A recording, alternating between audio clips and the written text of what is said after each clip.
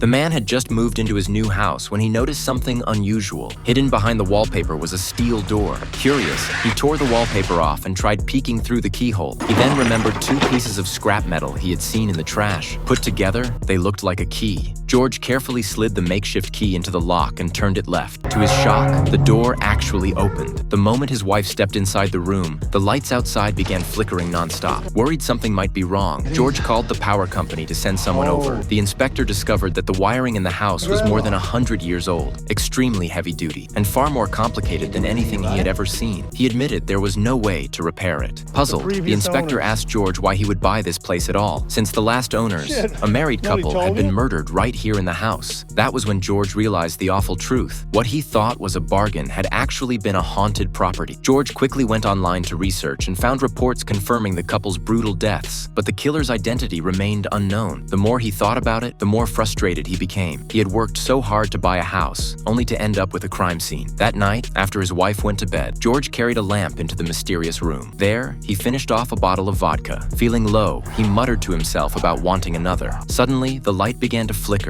and then dim. When the light came back on, a brand new bottle of vodka had appeared out of nowhere. Terrified, George jumped to his feet. In disbelief, he stepped closer and picked up the bottle. The next morning, Kate woke up to the constant flickering of lights. When she went into the room, she found it filled with luxury items. George excitedly showed her what he claimed was a Van Gogh painting, but his strange behavior frightened her. She thought he must have been high on drugs. George ignored her concerns and urged her to make a wish. Offhandedly, she did, and the lights immediately began to flicker. George then discovered a stack of cash totaling $1,000 in the corner, but Kate suspected it was counterfeit since they had been completely broke. Seeing that she still didn't believe him, George insisted she try again. This time, after the lights flickered, a pile of cash, $1 million, appeared on the floor. Instead of celebrating, Kate froze. She wasn't happy at all, just consumed by a growing sense of dread. She confessed she had a terrible feeling about all of this.